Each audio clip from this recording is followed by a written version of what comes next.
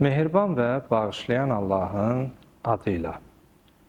Bildiyimiz kimi, tarixdə elə günlər var ki, o illərin, əsrlərin fövqünü aşaraq, tarixin yaddaşında tarixi bir günə çevrilir.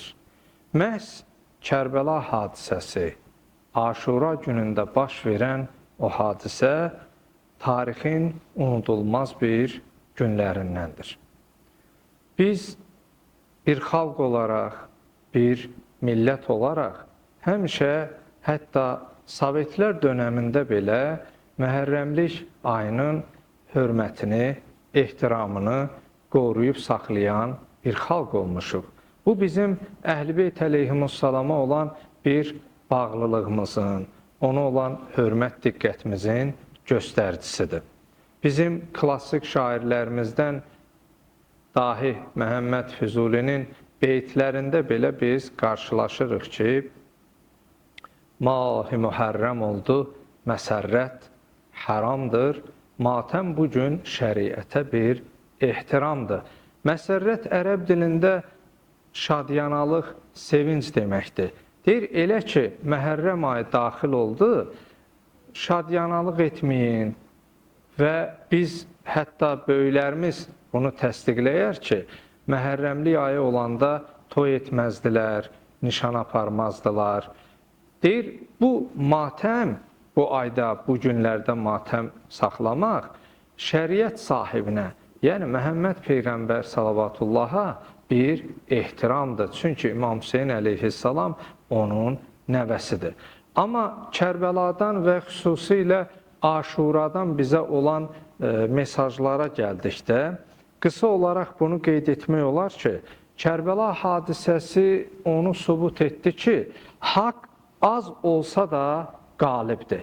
Yəni, İmam Hüseyin əleyhissalam, Yar-ı Ənsarı 72 nəfər idi, amma 120 min qoşunla, ordu ilə qarşı-qarşı idilər. Əgər baxmış olsaq bu günləri, bu il artıq 1387 il olacaq ki, Kərbəla hadisəsi baş verib, amma tarixin yaddaşından unudulmayıb və çıxmayıb. Bu onu göstərir ki, haqq az olsa da qalibdir. Amma nahaq, batil çox olsa da məğlubdur. Və ikinci mesaj, biz bunu əldə edirik ki, həqiqət həmişə öz həqiqətində qalır. Onlar İmam Hüseyin əleyhissalamı, Yar-ı Ənsarını, əshabını istəyirdilər ki, xar etsinlər və Peyğəmbər salavatullahın nəslini kəssinlər.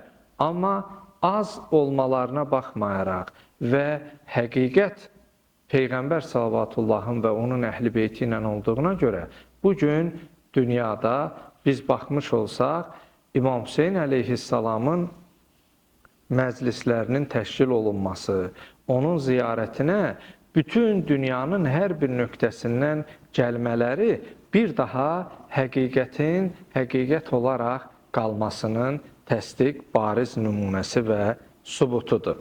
Bu nöqteyi nəzərdən biz Kərbəladan eyni zamanda bu mesajı əlimizdə edirik və bu nəticəyə gəlirik ki, həqiqət hər şeydən üstündür.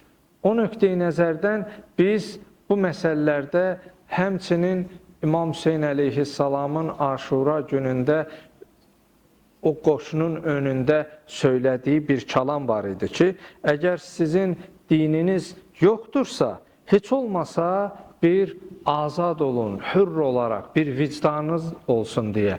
Demək, haqq həmişə qalib olmasına baxmayaraq, insanın vicdanı gərək zülmün qarşısında susmasın. Və biz üçüncü mesaj olaraq bunu da qeyd edib kifayətlənə bilərik ki, İmam Hüseyin əleyhissalamın hərəkatından biz bu Aşuradan bu mesajı aldıq ki, həmin gün həqiqətdə zülmün qarşısında vicdanın susmaması və vicdanın həmin o zülmə qarşı öz təpkisini göstərməsinin şahidi olduq və oradan əldə etdiyimiz nəticə bu oldu ki, Kərbəla hadisəsində əslində qanın qılınclara qələbə çaldığı meydan oldu. Yəni, orada əslində İmam Hüseyin əleyhissalamın qətlə yetirilməsi, şəhadət zirvəsinə ucalması, Yar-ı Ənsarının şəhid olması ilə məğlub kimi görünə bilər. Amma bu günləri biz o qanın qılınca qələbə çalmasının bariz nümunəsini məscidlərdə, Hüseyniyələrdə, evlərdə, bütün yer kürəsində coğrafi ərazisindən asılı olmayaraq, yer kürəsində təşkil olunan İmam Hüseyin əleyhissalamın adına olan məclislərdən biz bir daha onun şahidi oluruq ki, İmam Hüseyin əleyhissalamın həqiqətən də orada şəhadət zirvəsinə ucalması, insanların baxışı ilə öldürülməsi onun məğlubiyyəti deyil, onun qələbəsidir.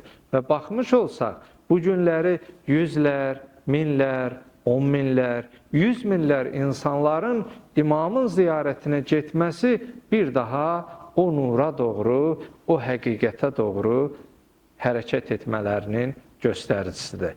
Bu üç mesajla kifayətlənirik. Uca Rəbbimizdən dilək və istəyimiz budur ki, Allah bizi həqiqi Əhl-i Beyt sevənlərdən və bizi Əhl-i Beytin həqiqi davamçılarından qərar versin inşallah. Dünyada İmam Hüseyin əleyhissalamın ziyarətini, üqbada onun şəfaətini bizlərə nəsib etsin. Amin.